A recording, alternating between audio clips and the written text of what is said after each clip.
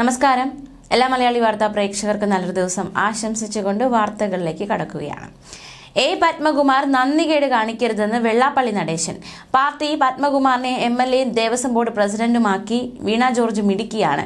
ജനങ്ങളോടൊപ്പം നിന്നുകൊണ്ട് പ്രവർത്തിക്കുന്ന ഒരു ആരോഗ്യമന്ത്രി എന്ന നിലയിൽ വീണ ജോർജ് പരാജയപ്പെട്ട ഒരാളല്ല, വിജയിച്ച ഒരു ആരോഗ്യമന്ത്രിയാണ്. ആ വീണ ജോർജ് 9 കൊല്ലം പ്രവർത്തിച്ചതുകൊണ്ട് അതിന്റെ അർഹത കിട്ടിയെങ്കിൽ തന്റെ അർഹതയുടെ കുറവ് സ്വയം മനസ്സിലാക്കണം. 52 കൊല്ലം പറഞ്ഞതുകൊണ്ടായോ?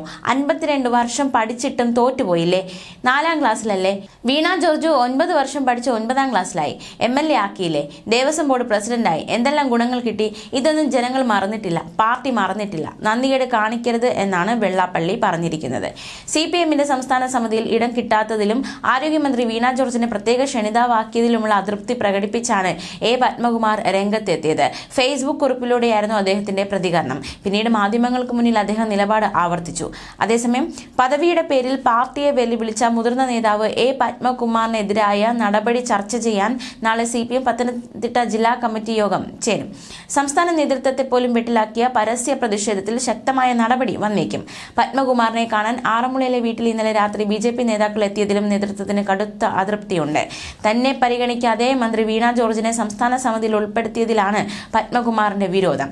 കൊല്ലം സമ്മേളനത്തിൽ നിന്ന് ഇറങ്ങിപ്പോയ പത്മകുമാർ അച്ചടക്ക നടപടിയെ ഭയക്കുന്നില്ലെന്നും തുറന്നടിച്ചിരുന്നു. എന്നാൽ ഈ BJP നേതാക്കൾ വീട്ടിലെത്തിയതിൽ പത്മകുമാർ പ്രതികരിച്ചിട്ടുണ്ട്.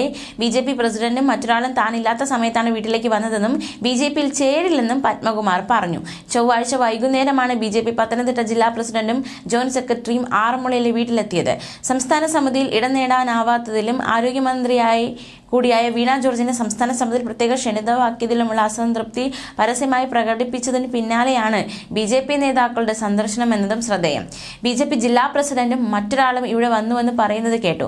ഞാൻ SDPIയിൽ ചേർന്നാലും BJPയിൽ ചേരുന്ന പ്രശ്നമില്ല. അത് പത്തനംതിട്ട ജില്ലാ പ്രസിഡന്റിനെ അറിയിക്കാൻ ഞാൻ ആഗ്രഹിക്കുകയാണ് എന്നും പത്മകുമാർ തുറന്നടിച്ചു. ഇവർ താനില്ലാത്ത സമയത്താണ് വീട്ടിലേക്ക് വന്നത്. തന്റെ അനുവാദം കൂടാതെയാണ് BJP പ്രവർത്തകർ വീട്ടിലെത്തിയതെന്നും മുറിയുടെ ചിത്രം പകർത്തിയെന്നും പത്മകുമാർ പറഞ്ഞു. ചൊവ്വാഴ്ച വൈകുന്നേരം പത്മകുമാറിന്റെ വീട്ടിലെത്തിയ BJP നേതാക്കൾ 15 മിനിറ്റ് നേരം പത്മകുമാറുമായി കൂടിക്കാഴ്ച നടത്തിയിരുന്നുവെന്നാണ് റിപ്പോർട്ട്. അതേസമയം വിഷയത്തിൽ പത്മകുമാറിനെതിരെ CPM നടപടിയെടുത്തേക്കും.